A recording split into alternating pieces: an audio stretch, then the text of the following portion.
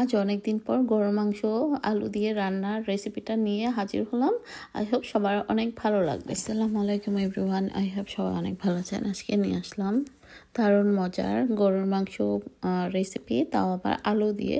তো সবসময় তো ভুনা খেয়ে থাকি, তো ভাবলাম অনেক দিন হলো আলু দিয়ে খাওয়া হয় না। তো এখানে আমি সমস্ত কিছু রেডি করে চলে আসলাম রান্না করতে। এখন প্রথমে একটা হাঁড়িতে সামান্য পরিমাণে তেল দিয়ে দিয়েছি আস্ত গরম মশলাগুলো, তারপর দিয়ে দিলাম পেঁয়াজ কুচি, টমেটো কুচি, আদা রসুন পেস্ট এবং লবণ দিয়ে প্রথমে পেঁয়াজের মশলাটাকে কষিয়ে নিচ্ছি।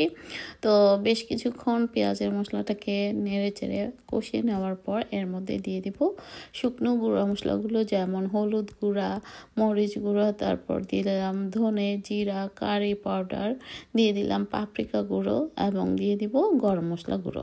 তো আপনারা কে কীভাবে রান্না করেন অবশ্যই কমেন্টস করে জানাবেন। তবে আমি এখানে এসে আরও দু একটা মশলা, যেমন কারি পাউডার এবং পাপরিকা গুঁড়োটা এখানে দেখি সবাই খায়, তো আমিও দিলাম আর কি। আর এই তো দেওয়ার পর একটু মশলার সঙ্গে সামান্য একটু পানি দিয়ে এটাকে আরও কিছুক্ষণ কষিয়ে নেব, যতক্ষণ না তেলটা উপরে ভেসে আসছে।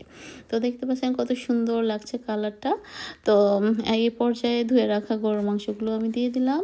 তো এখানে হাড় সহ গরুর মাংস আমি অ্যাড করেছি। আপনারা চাইলে অনেকে আছে চর্বি অ্যাড করে, তো আমি চর্বিটা আবার খুব একটা খাই না। তো যাই হোক, মাংসটা দিয়ে একটু নেড়ে চেড়ে ভাবলাম যে একটু পানিও দিয়ে দিই, তো আরও কিছুটা পানি কিন্তু মাংস থেকেও বের হবে।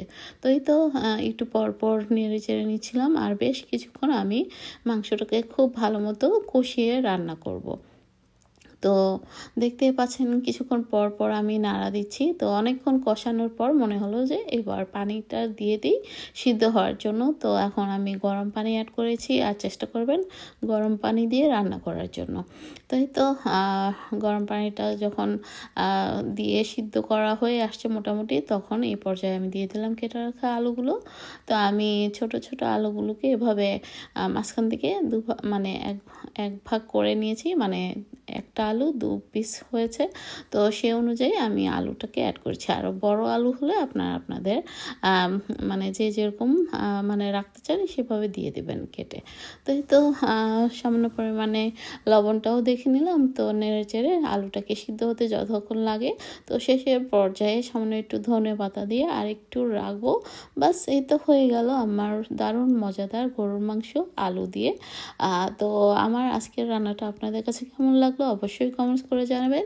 যদি ভালো লেগে থাকে অবশ্যই আমার চ্যানেলটিকে লাইক, শেয়ার, কমেন্টস করবেন, আর সাবস্ক্রাইব করতে ভুলবেন না। আর যারা ফেসবুক থেকে দেখছেন তারা অবশ্যই একটা ফলো দিয়ে রাখবেন। তো আজ এই পর্যন্ত, আল্লাহ হাফেজ।